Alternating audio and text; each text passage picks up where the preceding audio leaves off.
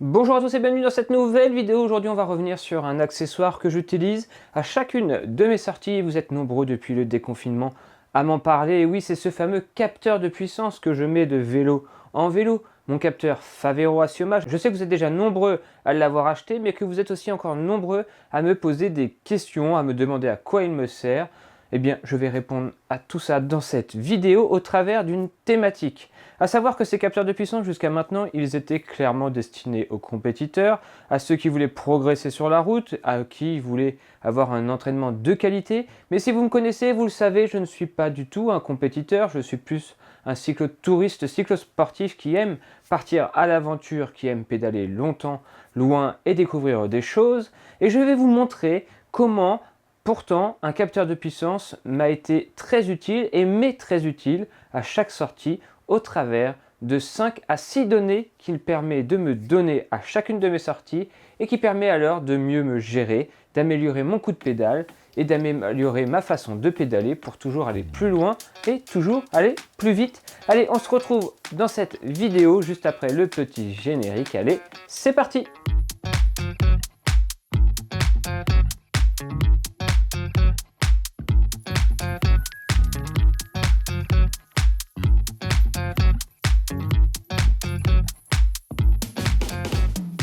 Et oui, le capteur de puissance Favero Assioma Duo qui est installé maintenant depuis des années sur mon vélo me sert vraiment au quotidien dans chacune de mes sorties, que ce soit une sortie de 1 heure, 2 heures, 3, 4, 5, 6, 7, 8 heures. À chaque fois, j'utilise les mêmes données et à chaque fois, elles me sont bien utiles pour pouvoir mieux me gérer.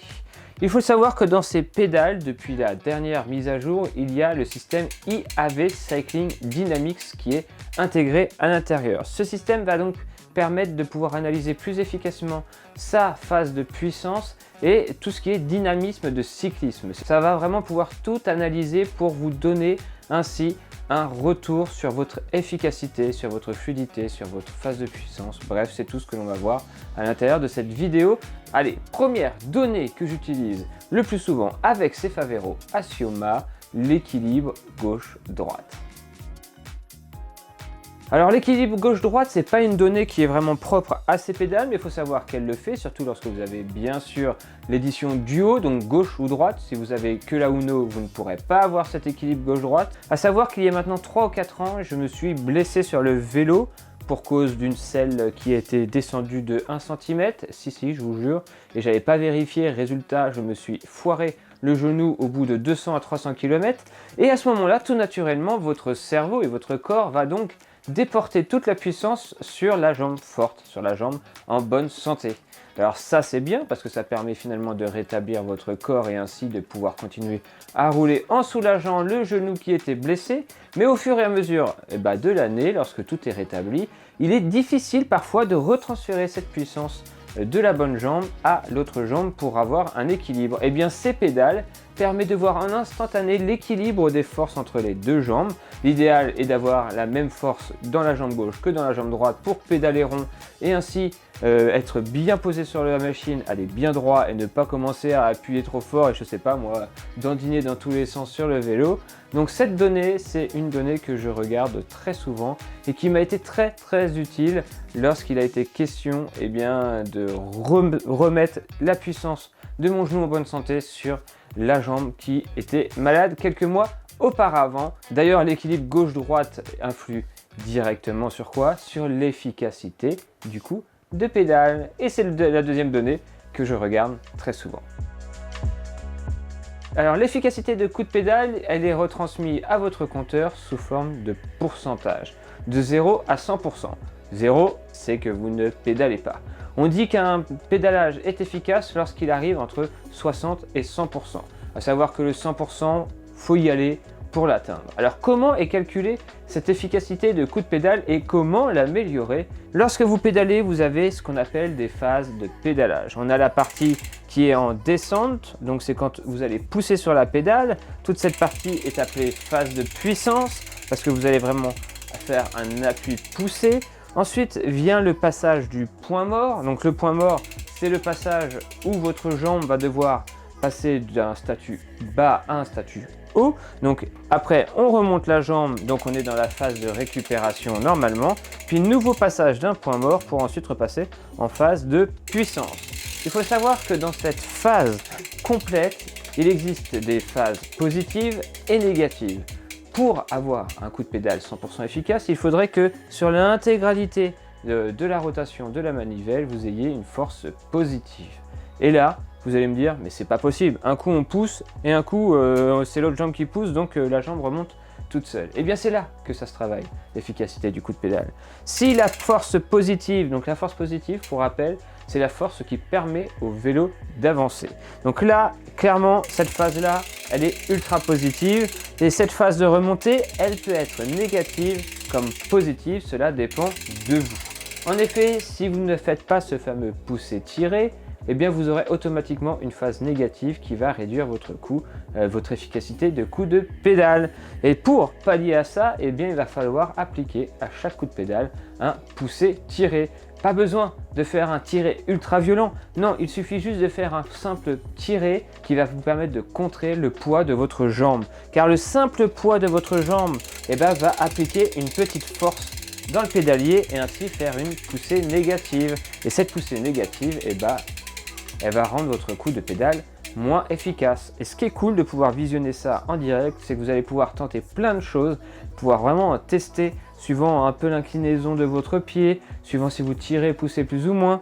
Vraiment, vous allez tout de suite voir, grâce aux chiffres, à chaque tour de manivelle, votre efficacité de coup de pédale et trouver la meilleure efficacité qui vous permettra de vous propulser plus vite. Mais vous allez me dire, mais comment savoir à quel moment je suis pas bon dans ma phase de puissance? Et c'est là qu'intervient à nouveau un autre graphique qui est disponible sur les compteurs Garmin, ce qui s'appelle la phase de puissance, et je trouve ce graphique en 2D ultra intéressant. Elle est représentée par deux ronds qui permet alors de regarder la gauche et la droite, et sur ces deux ronds on a deux informations. On a déjà l'information du pic de puissance. Un gros carré bleu vient alors s'afficher à l'endroit où vous mettez le plus de puissance. Il permet alors déjà de connaître son pic de puissance, qui est assez intéressant. Au moins vous savez à quel moment vous allez appuyer le plus fort sur la pédale. En général, ce pic de puissance il représente quand même 50% de la puissance totale d'une rotation, donc il ne faut pas le négliger, il faut savoir l'identifier et où il se trouve. Et deuxième point intéressant, c'est l'arc de cercle qui va venir aller plus ou moins loin sur le rond complet. Et bien cet arc de cercle, c'est en fait l'efficacité du coup de pédale qui est un peu représentée. En gros, c'est la puissance positive. Sur 360 degrés, combien de degrés votre coup de pédale va être efficace pour avancer. Plus cette barre est complète et plus votre coup de pédale est fluide et efficace. Et donc, plus vous avancez mieux et plus vous avancez vite. Enfin, vous l'aurez compris, ce graphisme permet vraiment de synthétiser toutes les données et de voir à quel endroit ça va pêcher et à quel endroit il va falloir travailler. Vous allez pouvoir alors faire un léger pousser-tirer, vous allez voir que directement la barre bleue augmente, là où quand vous ne le faites pas, elle diminue. Si vous vous appuyez que quand vous êtes tout en bas, vous allez voir la barre va être vraiment toute petite. L'intérêt encore une fois, c'est de se rapprocher des 100%, mais pas de panique. C'est quasiment impossible d'avoir un coup de pédale parfait à chaque coup de manivelle.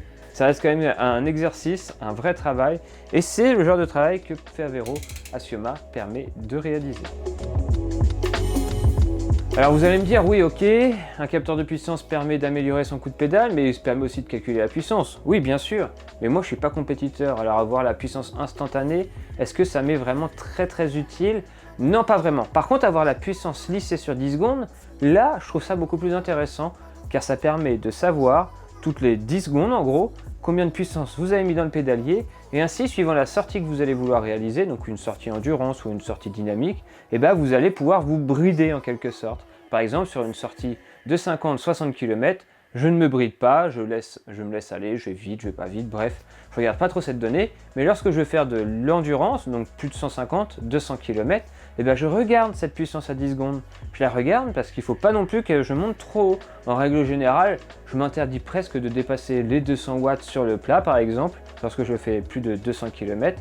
Ça permet d'être dans une zone plus calme, plus tranquille et ainsi m'économiser. Donc la puissance sur 10 secondes, moi je dis oui parce que vraiment ça permet d'avoir l'effort lissé sur une longue durée et non avoir une puissance instantanée qui pourrait être après un jeu où vous voyez on va essayer d'aller le plus vite possible, on va essayer de monter la puissance au max, etc. Et là comme ça on se crame. Sur 10 secondes elle est beaucoup plus condensée, en général elle stagne autour des 220, 230, 240 vous voyez, et même un peu moins si on roule tranquille, et ça permet de ne pas trop voir de fluctuations de puissance et ainsi vraiment savoir notre effort qu'on vient de faire sur les 10 dernières secondes, ce qui est beaucoup plus intéressant qu'une puissance instantanée.